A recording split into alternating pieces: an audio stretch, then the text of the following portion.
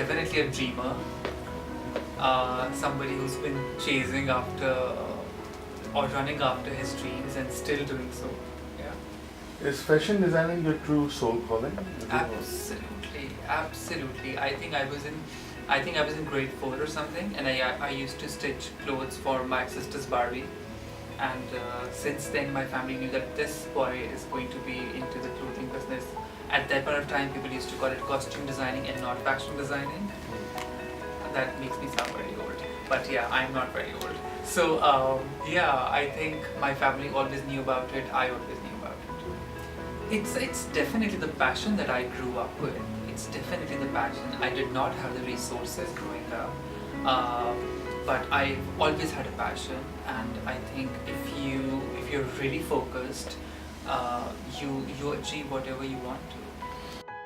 Once I get into a process, for example, if I'm designing a particular collection for a particular season, things start coming into my head. They start coming into my head. I don't think I really have to force myself.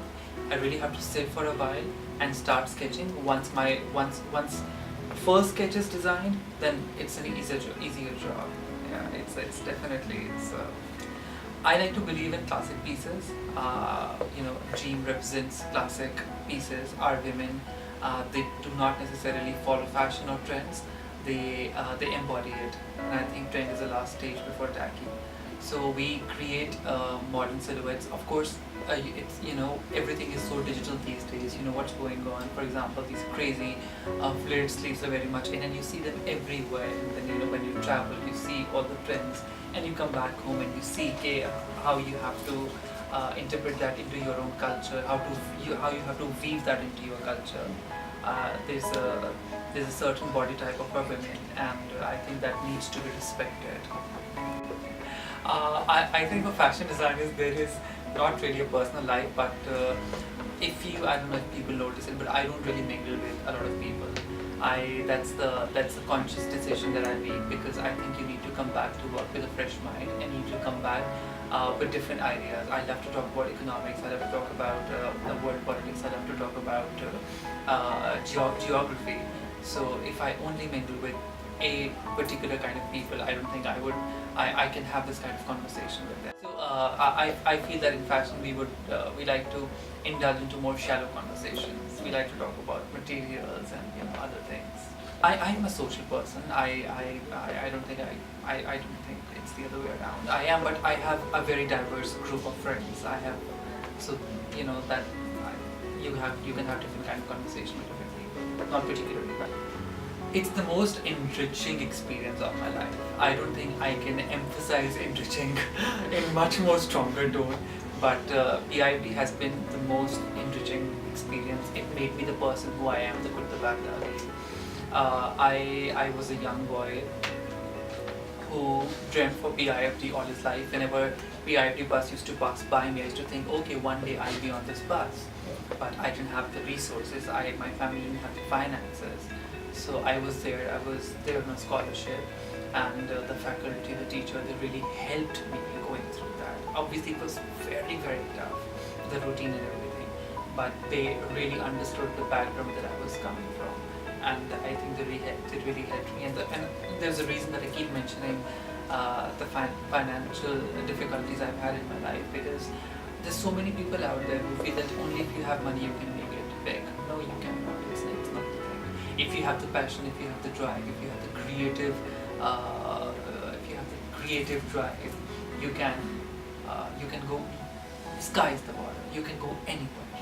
Well, two special names. It has to be Faiza, and it has to be Sarah, who constantly pushed me and forced me, and who were by my side, and I have eternal respect for them. And apart from them, there's definitely Shabana, and there's Asim, who've been driving force. Yeah. It was a life-changing experience. I myself, and there were 5 more designers who were selected by British Council. There were 40 designers who applied for London Fashion Week. Then they selected 15. Then the 15 went through interviews, and then we had to wait. They had to evaluate the interviews, and then they selected 6 people.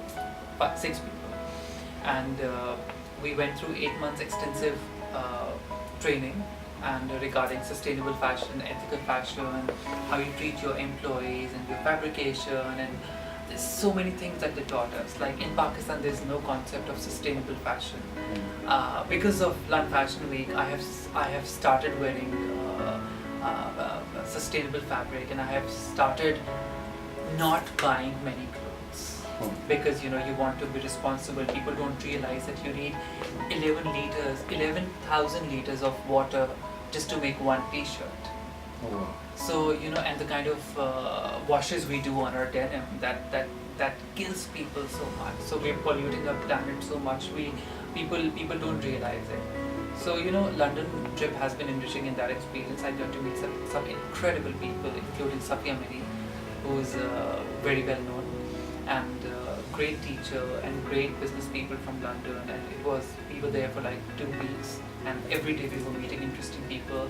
I would not have been able to meet people from Selfridges or Selfridges team and their entire section or Harrods or London ethical forum. So I met some incredible people there. I think it's super important that your fashion has to be relevant. If I make fashion, if I make clothes, if I'm a designer in Pakistan and I'm making clothes for Pakistan people, I have to respect that we have a particular kind of body type. Like our women are pear-shaped, and when you're designing for European women, you know their body type, so you design accordingly. You send me India, you send me Ethiopia, you send me anywhere, I'll design clothes accordingly. Shan Shahid or Amir Khan? Amir Khan. Okay. Yeah, I'm not a Shan fan. Mahira or Deepika?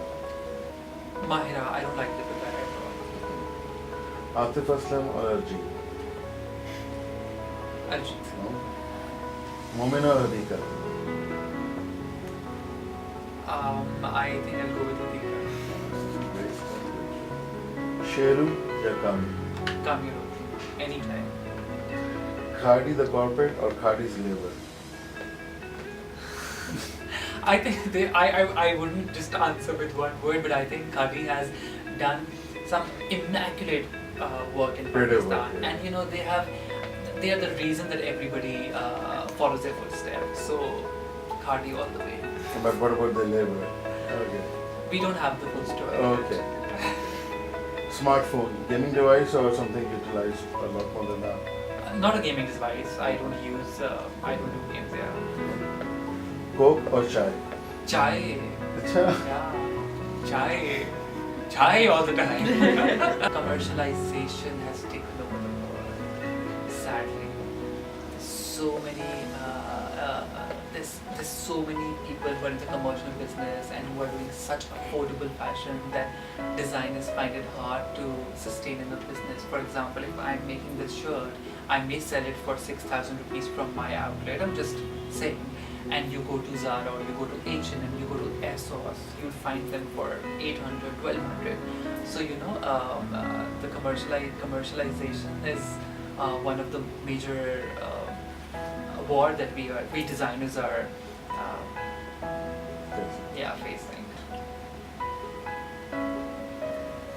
I think kind of we have a couple of designers. Yeah, because Armani and Gucci have different branches. It's just a metaphorical thing. But it's like because Armani and Gucci is something that everybody knows. Yeah, the name. Yeah, I think it could be Elan. Could be Elan. Yeah, or JEEM. Wow, good. Of course. When I was working for Stonehenge for 1 year, and when I finished my job there, I was, in my head I was thinking this is not the kind of retail that I want to get into, and I want to do something else. So I met this incredible person called Mr. Temple and Mr. Bilal, and they were planning on starting their own brand, and everything was very immature at the time. So we